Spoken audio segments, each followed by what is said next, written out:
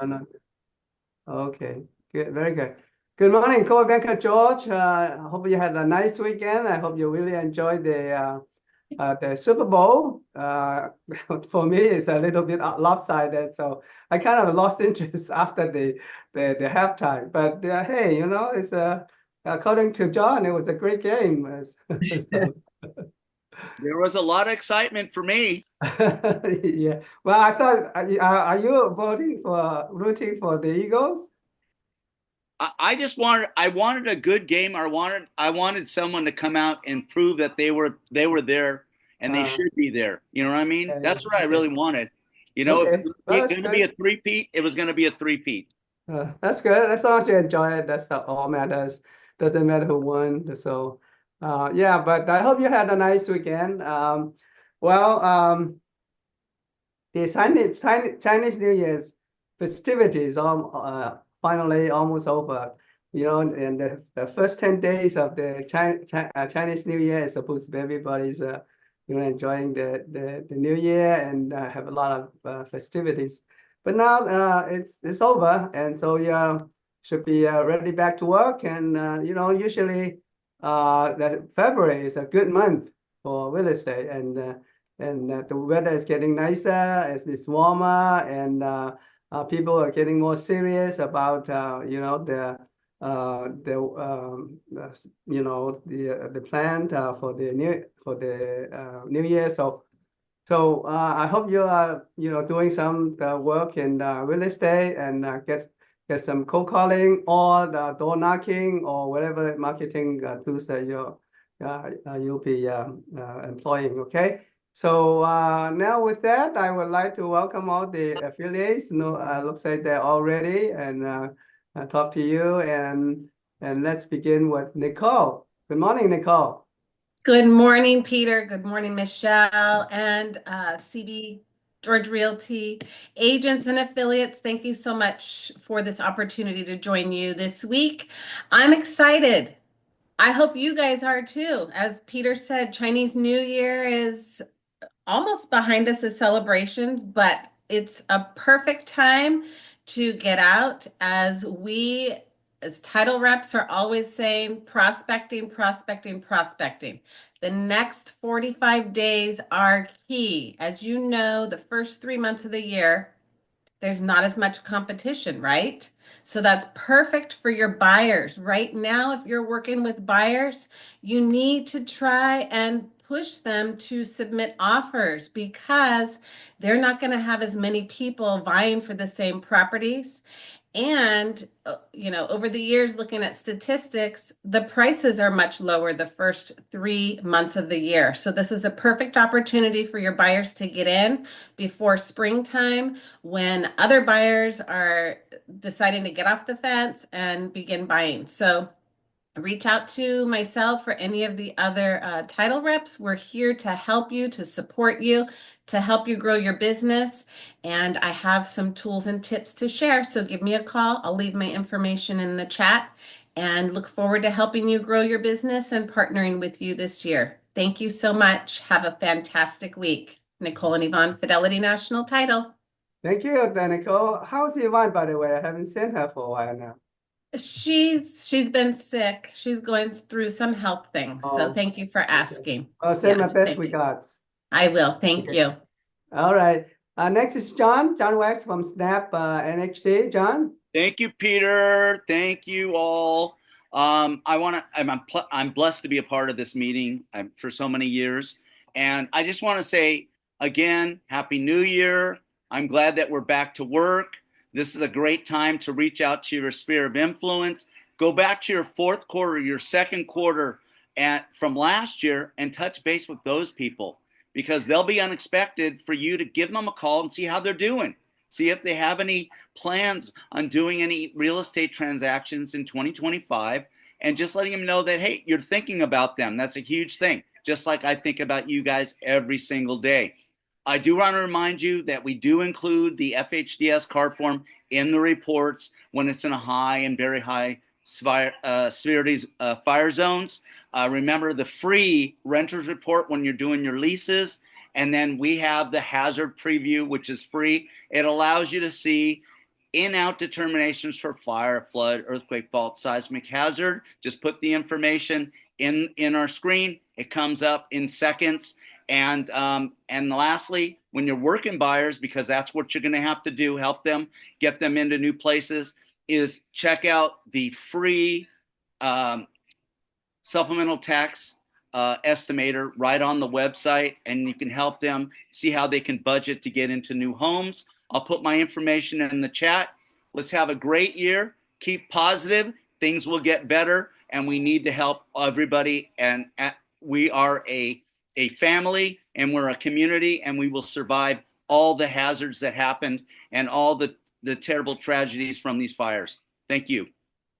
Thank you for your encouraging words, John. Yeah, you're right.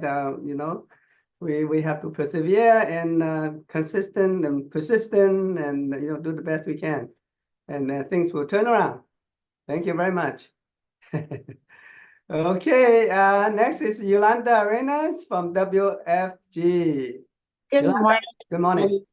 Thank you, Peter. Thank you, Michelle, Coldwell Banker, George Realty Family, Yolanda Martinez Arenas, WFG National Title Company. I hope all of you had a wonderful weekend. I have to agree with Nicole. This is a very, very good listing month. January was good. February, March, very good listing months. Like I mentioned, a lot of people wait till after the holidays. But another reason why it's good is because a lot of people, before making a move, whether to buy or sell, they consult their CPA. So as people are going to do their taxes, especially seniors who want to sell but worry about the capital gains and transferring tax base, they get the good advice from their tax person, and therefore they list. So I've been doing this for 43 years, and it's always a good listing, January, February, March months. Go out there and prospect. I'm willing to help you and share my ideas. I've been doing this for 43 years. Thank you. Wow. Make it a happy and productive day. Thanks. Very impressive. 43 years. I can't believe that. Oh, wow. Great for you, Yolanda. You still have so much energy. You're amazing. Thank you. Thank you. Okay.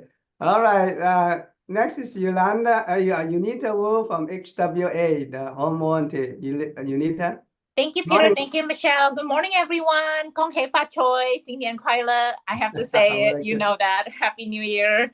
I just want to wish everybody a wonderful 2025. Thank you so much for your continued support. Unita Wu from Home Warranty of America, the 13 months home warranty. We still give 13 months for your home warranty need. I do have English brochure, Chinese Mandarin brochure, Spanish brochure. Let me know if any of these will help you, like when you're out, like doing listing appointment. We do have a seller's coverage that cover only $35 for 6 months, and it pays when the seller's having issue during the listing time. And this is a great tool as well to get for your listing, because a lot of people, when the buyer's coming in, they feel more comfortable maybe when they have the house already have a home warranty during the listing time, and the buyer's coming in, maybe water heater breaks right away, that will cover that pre-existing condition. So let me know a little bit. Let me know if you want to know a little bit more about that. I could be able to do a 101 or a class for you. And we also have that homeowner insurance deductible up to $1,000 if they have a slap leak or things like that. That's covered, including in the plan as well on the upgrade. That's pretty much a home warranty. If you need any help, just let me know. I'm here to help you guys, and have a wonderful day. And we do have door hangers for your farming, and just reach out to me and I'll be happy to help you guys. Thank you. Thank you very much, Unita. Thank It's you. very good that you offer the 13-month warranty. I think you're the only one, only the NHD that offers that. So that's very good. Thank you very much. Thank you, Peter. All right. I think that's all the affiliates, other than Sage Gomez, who is our affiliate spotlight speaker today. And so without further ado, let's welcome Sage Gomez, and she's going to talk to us about the tips about NHD. Go ahead, Sage. Well, good morning, everyone. Thank you for having me. Do I have permission to share my screen by chance? Yeah, Michelle can do that. Okay.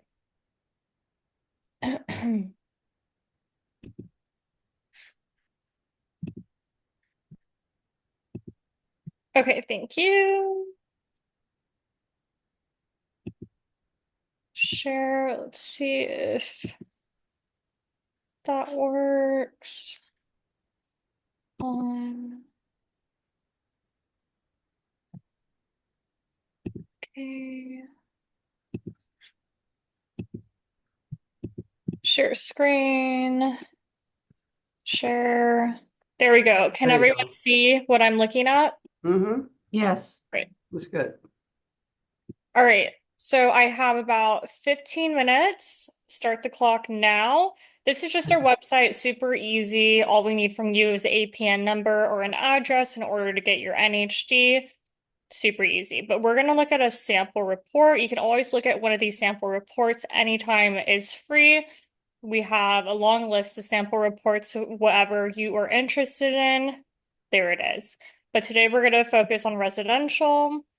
So if you're actually reading your NHG, this is just what an NHG looks like.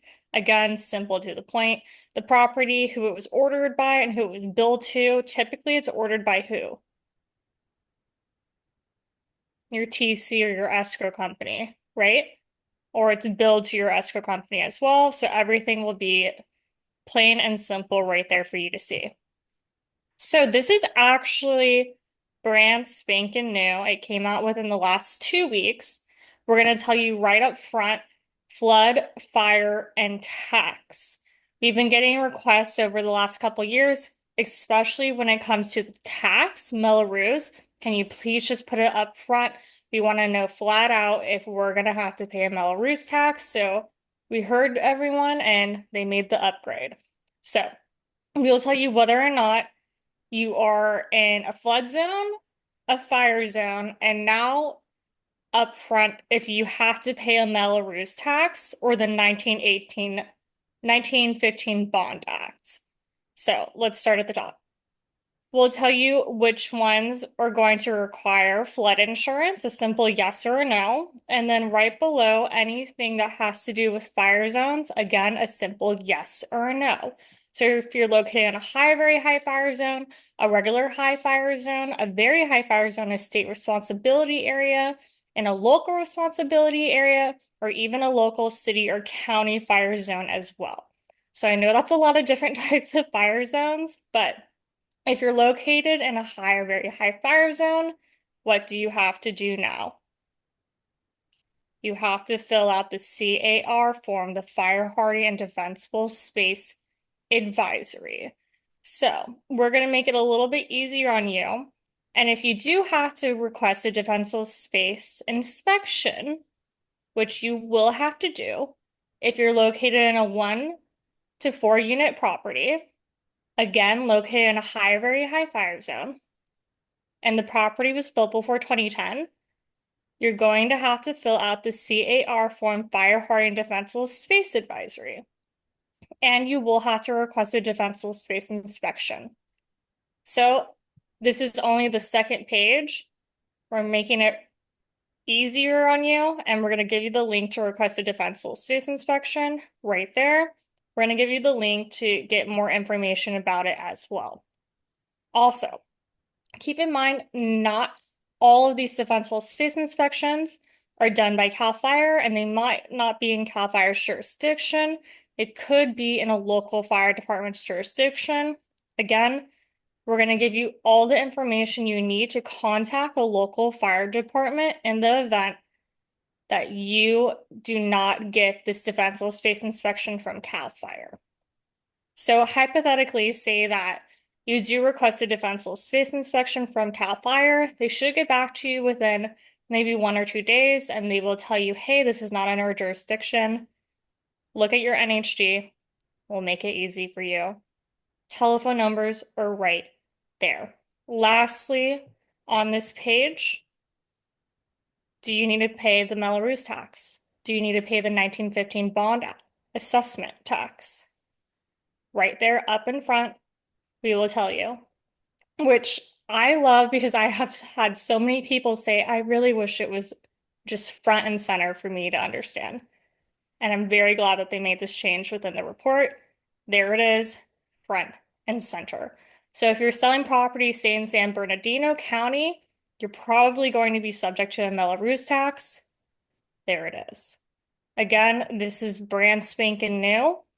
You are the first office that I'm actually going over this with. So, if you have any questions about that going forward, please don't hesitate to call me. I'm more than happy to help with anything. So we're going to reiterate a little bit with the AB 38 notice and what you need to do next. So, if you're located in a very high fire zone, your residential 1 to 4 unit property, and the home was built before 2010, you will need to fill out the CAR form, Fire Hardening and Defensible Space Advisory. If all those don't apply, you will not be getting this page. You only get this page if you need to fill it out. If you don't get it, don't worry about it. We just wanted to make it simple and straight to the point. If you need it, here it is. If you don't need it, don't worry about it. We're going to give you a visual representation of what an actual defensible space inspection looks like. They have Zone 1 and Zone 2 of different sort of lengths and heights of what it means for defensible space inspection in the event of a wildfire.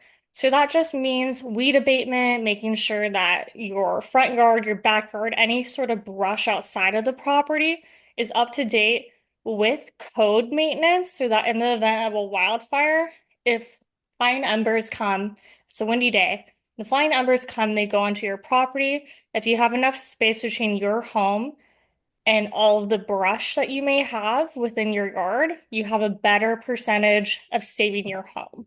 That's all defensible spaces, making sure that your property is just going to be better in shape in the event of a wildfire and how that could actually affect your property. So we give you the link again to request a defensible space inspection, and we'll give you the local fire department's telephone numbers as well. Next up, we have every single zone that is legally mandated by law for all NHG companies to disclose. How many is that? Can anyone tell me? All NHG companies have to disclose 6 hazards.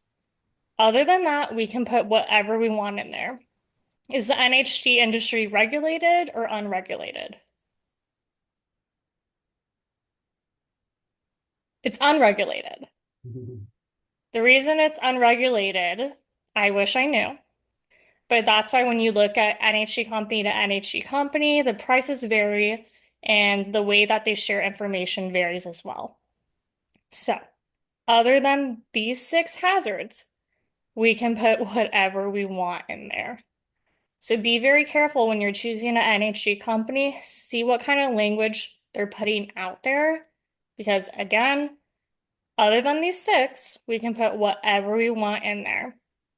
I always like to highlight this because a good majority of the time, people do not read their NHG.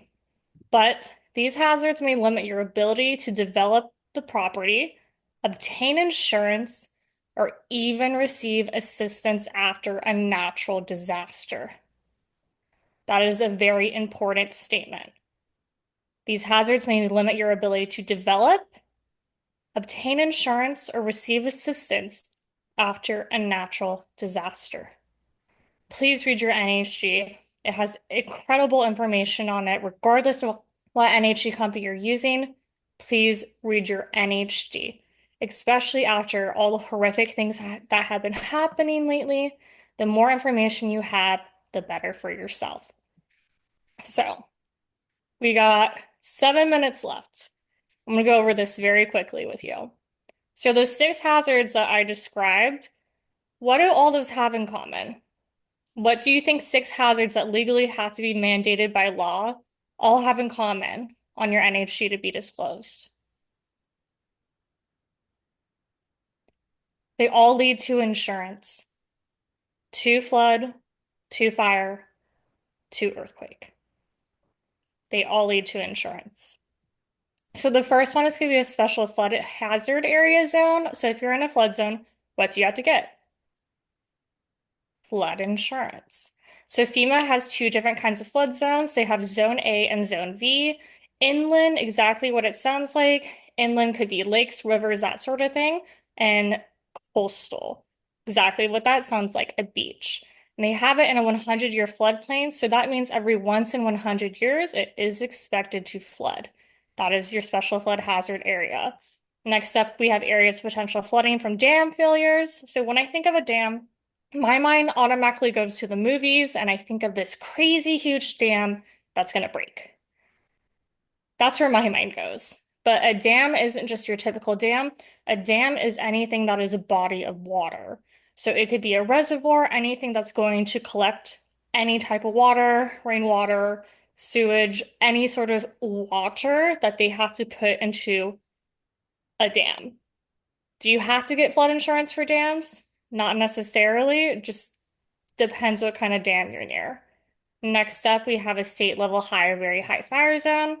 Again, if you're in a high fire zone, you have to get fire insurance. It is a nightmare right now, a complete nightmare. So please be on top of whether or not you are in a high or a very high fire zone, not only for yourself, but for all your clients, because it's not a fun industry to be in right now. Next up, we have State of California Fire Responsibility Area. So I always ask this question, how many of you have been on a road trip lately? Anyone? Vegas, Big Bear? Okay. So when you're on the road and you're in the middle of nowhere, what do you see? You see a whole bunch of nothing. And since you're in the middle of nowhere, every once in a while you're going to see a random house, and either you're going to think to yourself, that's really weird. How could anyone live like that? That must be a freak in that house. Or you're on the other side of it, thinking, oh my gosh, that person is the luckiest person in the world and they never have to talk to anyone. I wish I could be in their position.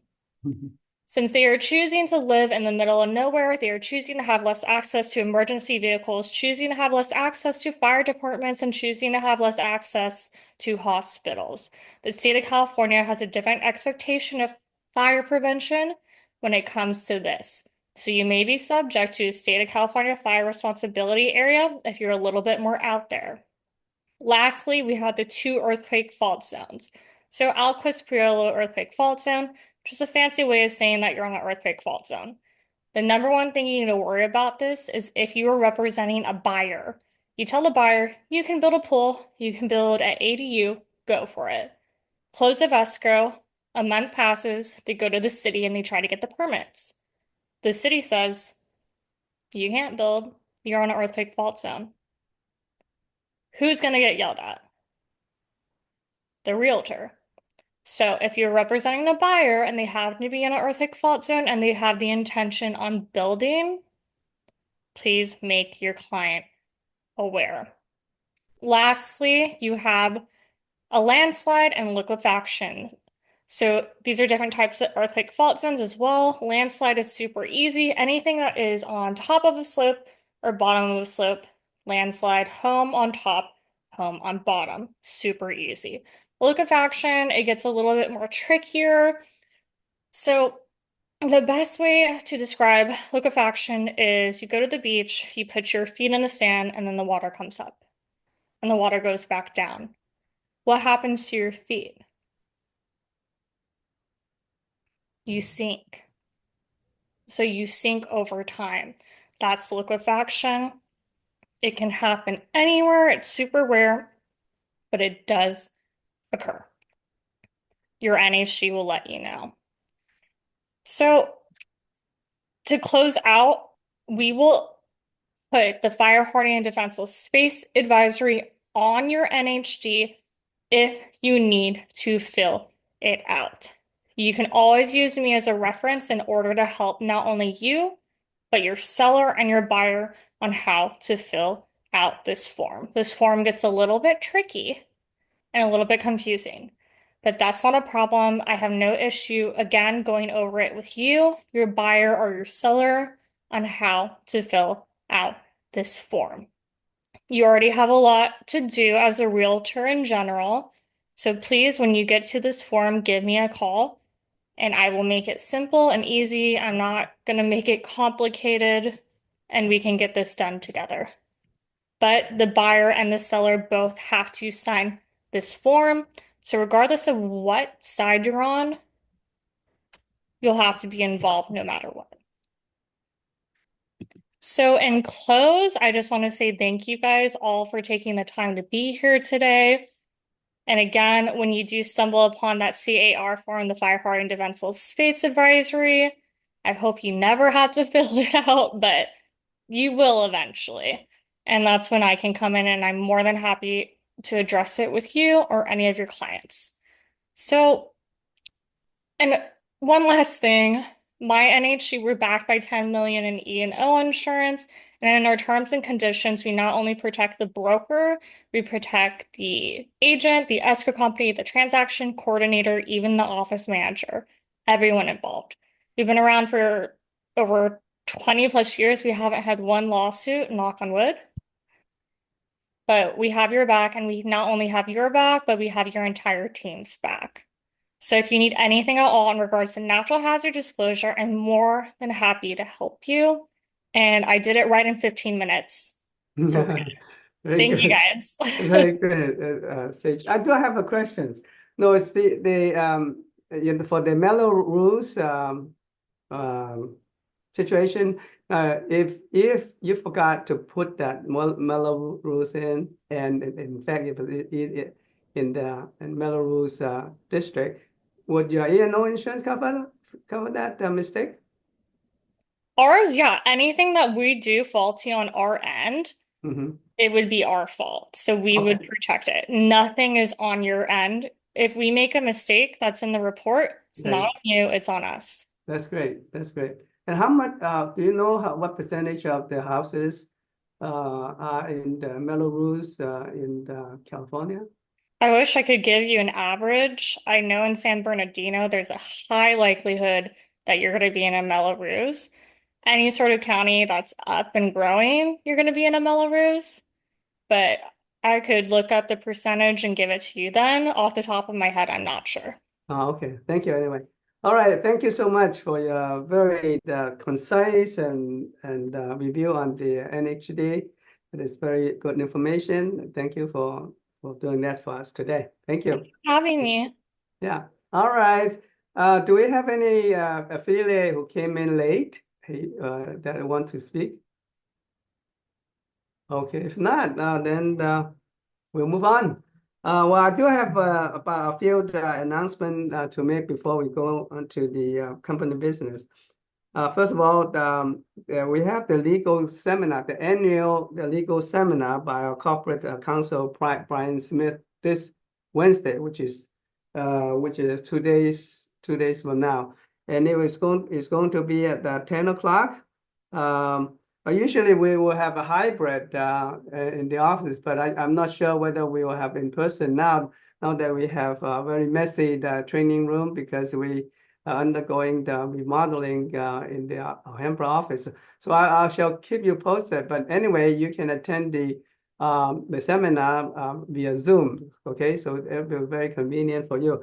And this is a very useful seminar because Brian Smith is very down to earth, that he covers a lot of legal issues that will help us avoid unnecessary liabilities. And, most of the time, pretty entertaining and down to earth.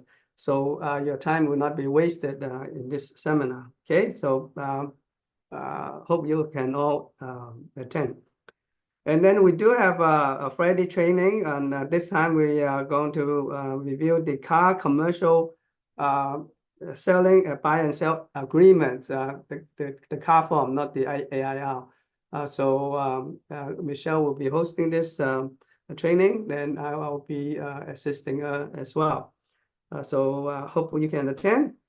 And Michelle and I are continuing to assign the desk, the cubicles, and room for the agents who are transferring from our Katy office to our Alhambra office. Luckily, we have more than 80% of the agents who want to relocate from Acadia to our Alhambra office. That's a very good news. and that's why we need to make rooms. That's why we have to do some remodeling to have additional rooms and cubicles and desks for the agents who got transferring from the Arcadia office. But we're doing pretty well, right, Michelle? Yes, we are. Yeah. We're doing pretty good, you know. And I think we do have enough room and cubicles for the transfers. Okay, and as I said, that we are doing remodeling in the Alhambra office, so I hope that you can understand and excuse us for the mess that we have created, but it's only temporary. I think we will be able to finish all the remodeling within a week or a week and a half. So this inconvenience will be just temporary. Okay, I hope you can understand. Thank you very much. Okay, at this point, I would like to bring in Doug Meyer for the business in the Arcadia office. Doug? Good morning. Hello, everybody. How you doing? Well, I lost half my staff as of this week, so I'm trying to get all the information I can. I do know we do have a new 3 new listings coming in today. In South Pasadena, there's a 2-bedroom, 1-bath South Pasadena Schools for lease. $2,900 a month. So you got somebody who wants South Pasadena Schools. It's a pretty good deal. Helen Lee is bringing that listing in today. So talk to her. Also, Amy Wang has got a listing coming in La Puente. I think it's a sale. And Andy Sue does have a sale in San Gabriel. He'll be turning in today. It's a little over $1 million, but it's on a nice street in San Gabriel. And also, we just had an open escrow on Chandler in Monterey Park, Ming Lee. It's a condo for $725. So that's really all I got today. I know there's more things going out there, but some of it's going through the Alhambra office. So not aware of everything that's going through. But I just want to mention one thing, guys. Saturday night between 6 p.m. and 9 p.m., I had 3 calls from agents wanting help. Sunday, I came in there to review a contract with an agent. This morning, I had a text at 7 o'clock in the morning. So I'm available for you, okay? Not just during the day, but if I'm available, I don't care where I'm at. If I'm available, I will help you. Mm-hmm. So, and the only time I'm not available is if I'm sleeping or helping somebody else. So, but I am here for you, and I want to thank you, Peter, and especially Michelle, for the great job you're doing helping our agents coming over there find homes. So, yeah, and I agree with you, Peter. I think 80 or 85% of the agents are coming over there. Right. A few just for some reason can't make it, but most of them are happy to, and I look forward to coming in and seeing all you guys. So thank you very much. Thank you, Tim. Thank you much. Thank you, guys. Thank you for your help in this matter too. You did an excellent job in assisting the agents to come over to our Alhambra office. I appreciate that very much. Thank you. Well, I do whatever I can, and remember, not only me as a manager, but you as an agent, have in your heart that you want to help people. Don't think about what you're going to get out of it. Just really, really want to help people. And if you know that, and they know that, you're going to get a lot of clients and be very satisfied in your career. So keep that in mind all the time, that you want to help people the best you can. Thank you, guys. All right. Thank you, Doug. Appreciate it. Okay, as for the Alhambra office, we're not doing too badly. We have 6 listings and 6 sales, so that's not too bad for the last week. The first listing is by the Shimei Cam and Harrison Cam for new commercial lease in West Covina, renting for $6,665 a month. It's a commercial lease. The second listing is by Sunshine and Ruben for the residence in Pasadena for $2.157 million. A good piece of property. And the third one is by Antonio Rodriguez. Is a residence in Los Angeles for $1.1 million. And Nina Shi has 2 condos for sale in Alhambra. Both for $850,000, and it's located in Alhambra near Bay Street. And the last but not the least listing is by Lynn Lloyd, a very big listing for a residence in Pasadena for $4.2 million. Wow, that's a big one. And it's a nice property too. It's right at Michigan Boulevard in Pasadena. Congratulations. All right, for the sales, we have, as I said, we have 6 sales as well. And the first sale is by Anna Lozada for income property in Rosemead for 1.18 million. Right now it's in escrow. And there are 2 condos in escrow by Nina Shi for 850,000, or actually 3 for Nina Shi, 2 for 850,000 and 1 for 725,000. Those 850,000 the condos in Alhambra, and the one 725,000 is the one in Monterey Park. And then and Nina Shi also has a condo in the Chino for 510,000. Wow, that's pretty good, Nina. And last but not the least, Herman Socello has a residence in Alhambra in escrow for 1.068 million. Very good. You know, pretty good sales all in all. So congratulations to all of them.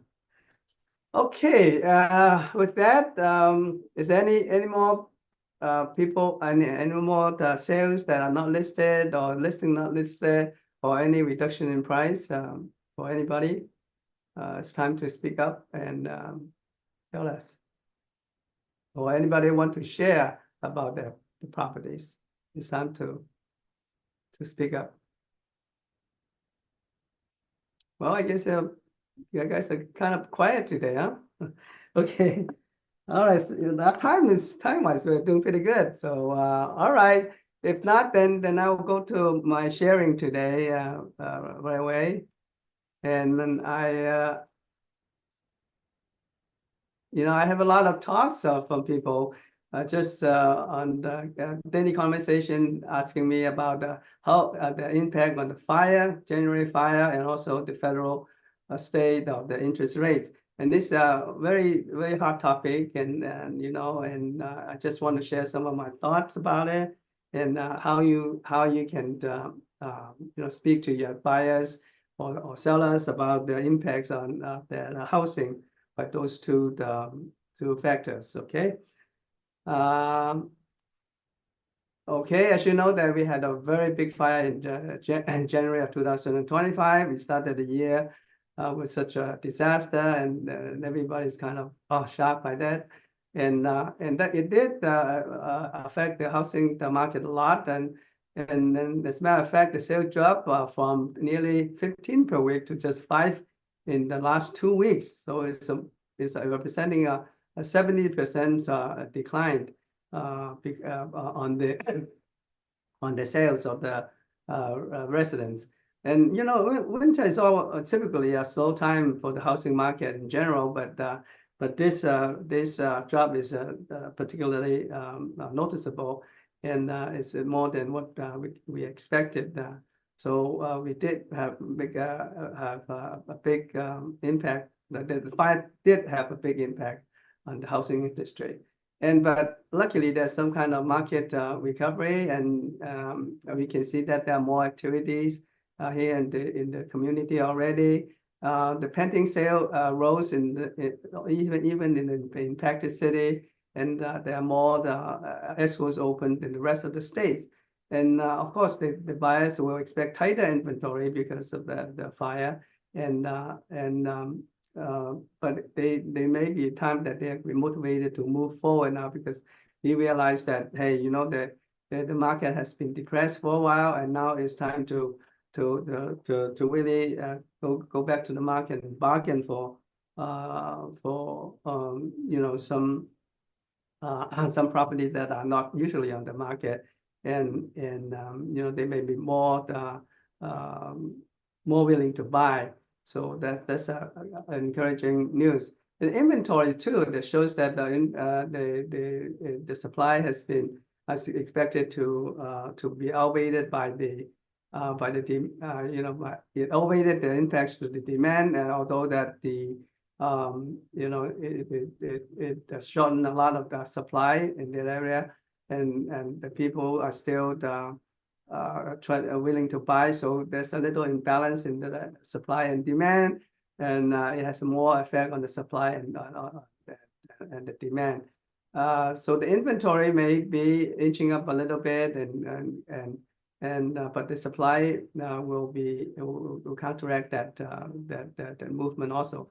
So this is kind of you know, kind of in the seesaw fashion, and then you know, it's a little bit of hard to tell. And the new MLS listing has increased even in the impacted area, and growth in the other area of the states are pretty healthy.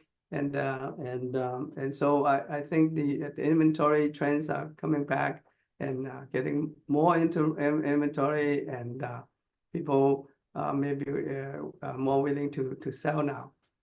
And the long-term market impacts by the fire will be the supply.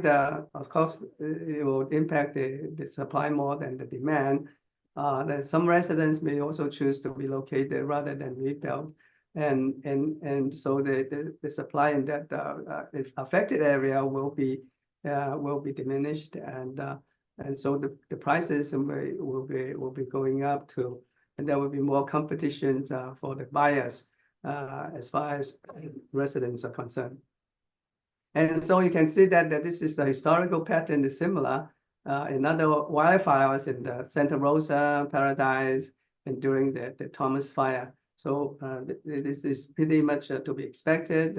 But then this kind of patterns will subside eventually, and then the market will be back to the normal. But during this time, the price will be going up a little bit, and the affected area, that's to be sure. And there will be increase in buyer competition too, because they think that it's a better time to buy, a better time to bargain. So you know, the market dynamic will be a little bit different from normal. Now, as far as the damage in the fire is concerned, the insurance has already paid more than $4 billion in the fire claim. And the affected property owner has filed over 31,000 claims, and of which 14,000 has already partially paid already. So this the fire insurance company sustained a very big loss, over $4 million. And as a result, the State Farm, which is one of the bigger insurance company in the state, has requested a 22% emergency rate hike for California homeowner. They said that they already have paid out $1 billion. They sustained heavy losses, and they need that relief to rebuild the capital in order to keep providing coverage. Otherwise, they will not be able to offer any fire coverage for any homeowners. And so they're requesting 22% emergency rate hike. And I don't know whether they'll get it or not, but that's not the only thing. That the company is also requesting a 15% rate increase for condo, and 38% increase for rental property. So this is really insurance crisis for apartments. And as a matter of fact, some of my apartments has seen a 50% increase in the rate for older apartments, and it's very difficult to get renewal for those older apartments. So when you talk to your clients, make sure that you're kind of empathetic about that. And when they try to buy apartments, and you tell them, hey, this is one of the hurdles that you have to overcome in order to you know, manage the apartment business. And as you know, the LA fire really it was a disaster, and that's what they had. Really, the price tag is astronomical. And they, as you know, the blaze killed 29 people and destroyed at least 16,000 structures, including homes, offices, shops, and public infrastructures. And the company has already paid out, up to the $35 billion, and it's still continue to climb. And they expect that they by the end of the end of this coverage, our insurance will lose at about $74 billion. But that's not all. You know, if you consider you include the loss of jobs and loss of other economic assets, is even more astonishing. And they think that by the end of everything, it will reach a price tag of 275 billion. That's crazy. You know, that would make the 2025 LA fires the costliest natural disaster in U.S. history, and that is no joke. Okay, $275 billion is a lot of money. And the home buyer mortgage demand drops further, which is not good news for the spring market. As you know that because of interest rates hovering at 7%, and a lot of buyers just cannot afford it, you know, and they're hesitant to buy because they will put a burden on their financials. And as I said, only that, you know, 7%, only 14% of the people in California can afford average residents in California. Now, and all of you know about the FOMC, the Fed Open Market Committee meeting in January. And in that meeting, they decided to stay the interest rate at 4.25 to 5%, to 4.5%, which is unchanged for the previous interest rate. And the reason is because they said that they have not tamed the inflation rate to 2%, which is their target rate.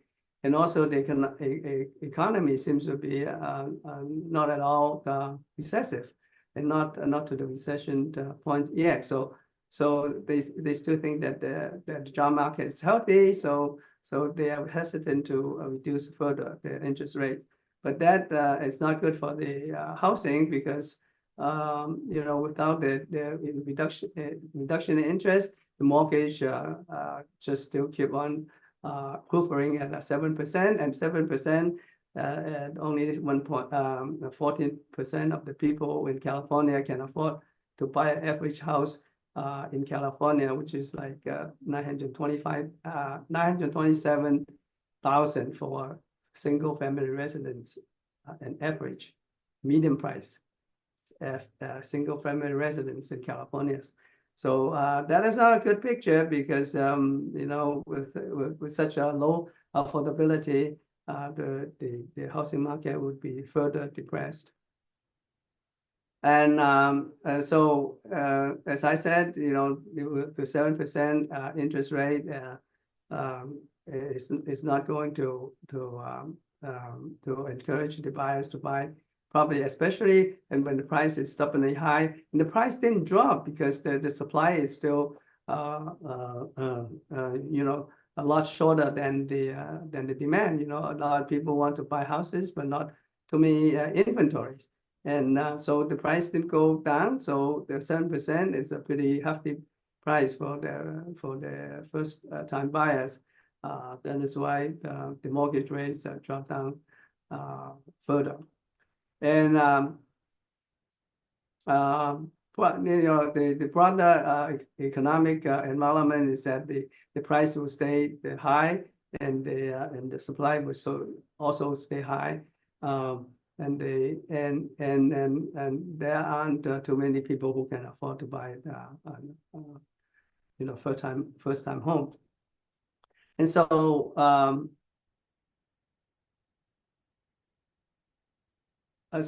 So when you talk to your buyer, you should advise the buyer several things. First of all, you have to tell them that that the buyer has to understand the current mortgage rate will remain elevated for for a considerable period of time. So it's not going because of the supply and demand, the supply still pretty depressed.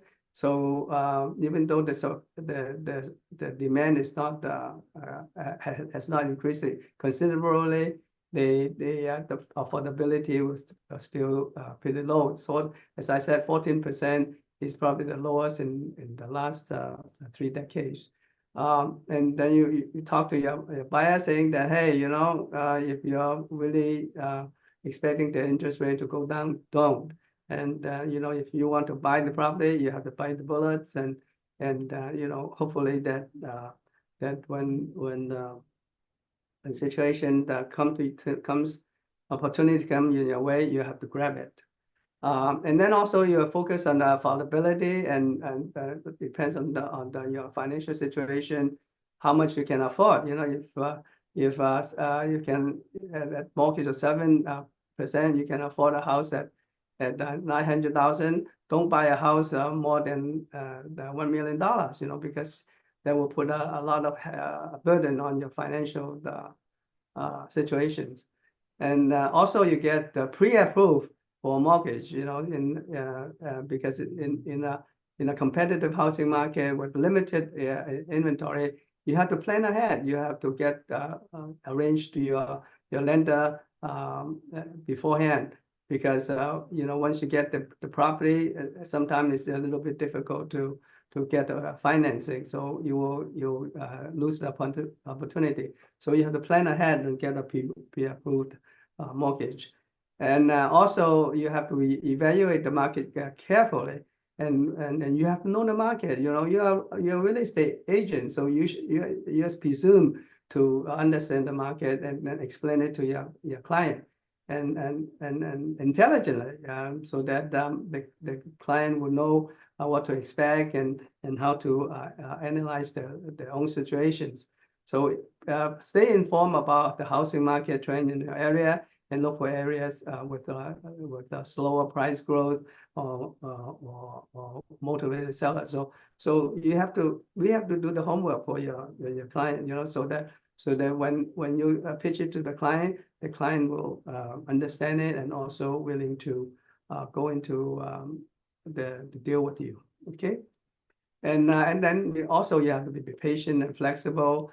Tell the buyer that hey, don't hurry into buying something that you don't want to, and then be flexible. If you can afford a higher price home, do something that is more affordable. Like buying a mobile home, or maybe something. Or you go to the area which is where there's a less demand, or the price of the housing are lower. So be flexible, okay? And also consider the financing option later. As Doug said, you marry the house, but the rate, the rate you can always change later on.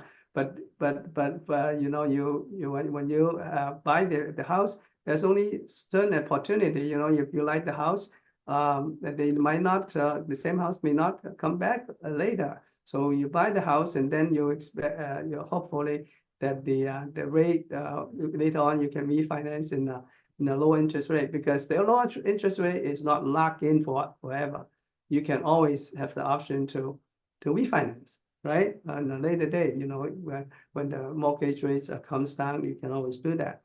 And lastly, you explore the assistance program. There's a lot of programs out there now that help the first-time buyer to buy properties, and there's a lot of assistance programs because of the fire, because of the natural disasters, and something like that you can utilize, and you can exploit and help your client do the shopping in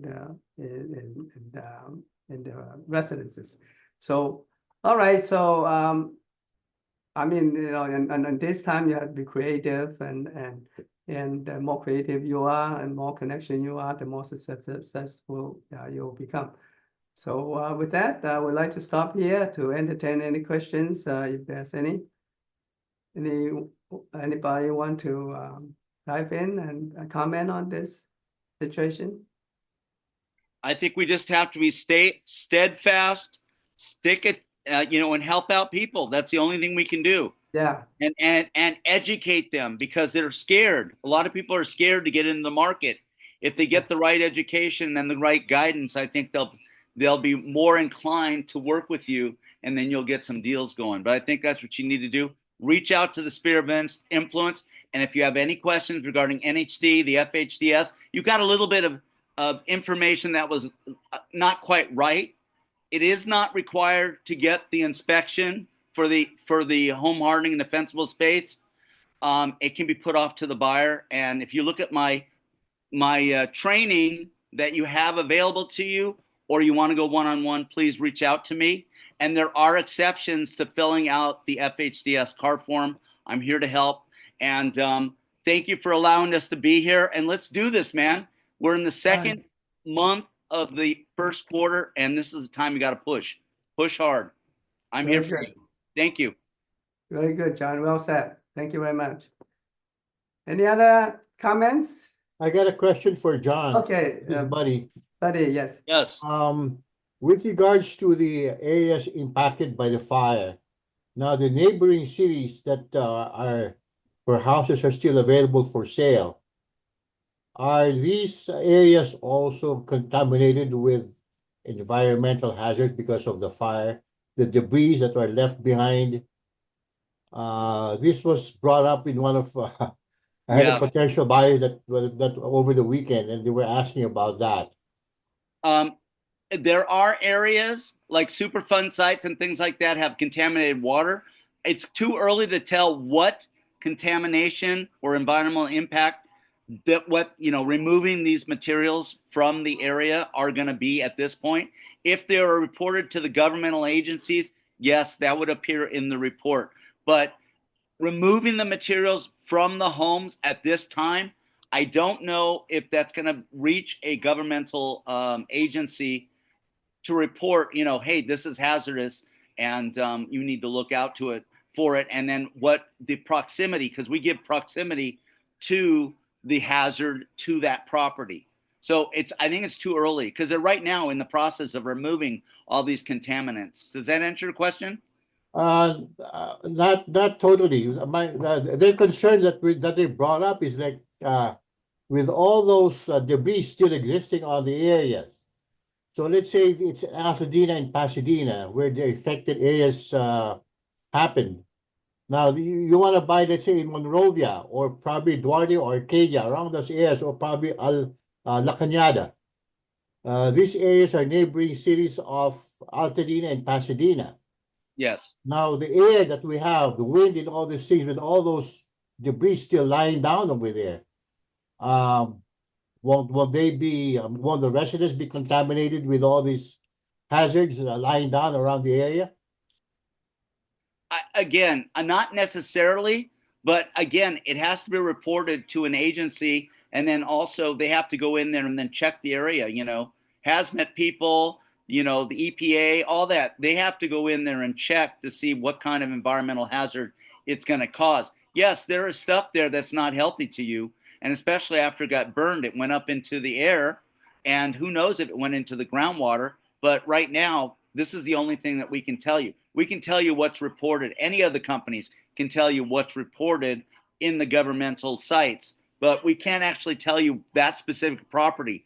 We can tell you the proximity to the property that you're interested for your client, but we can't tell you what that particular area that's been burned is going to affect on the property that you're going to be showing them in the adjacent cities. It's going to take a long time to resolve all those problems and the questions that they have. One thing for sure, it's going to take a long time to rebuild the area. Yes. Over 5 years or so. On the part of the realtor's safety, though, I mean, we can just tell our clients, well, we just have to depend on government reports. That's what is it Right. going to be? Right. I'll get my NHD like we have and get it up front. There's no charge unless it closes, and then you can use those to find out what's going on with that property. Okay. And then, you know, use the tools that you have available, the hazard preview, you know, any of those kind of things. Use those or contact me and I'll be happy to talk to you and your clients at any time. Remember, Okay. I bring you 30 years of experience. Okay, Yeah, thank you. I'm sure that the NHD company will be proactive in advising your, you know, problems in those areas, buddy. Exactly. So, you know, it's a tough situation, but you shouldn't stop looking at properties that they might be interested in just because of that. Just get your NHD report, get the SNAP up front, and be able to look at that information. You have questions in it, I'll be happy to go over it with you. Okay, All thank right. you. Thank You're you. Any more questions? Okay, no more question. I'd like to adjourn the meeting. I hope you have a nice week and let's Yes. go on to work. Okay? Well, bye, everybody. All right, bye. Thank you, everybody. Have a Nice great week. one. Bye, Bye-bye. everybody. Have a Thank you. wonderful Bye. week, Yeah. Thank everybody. you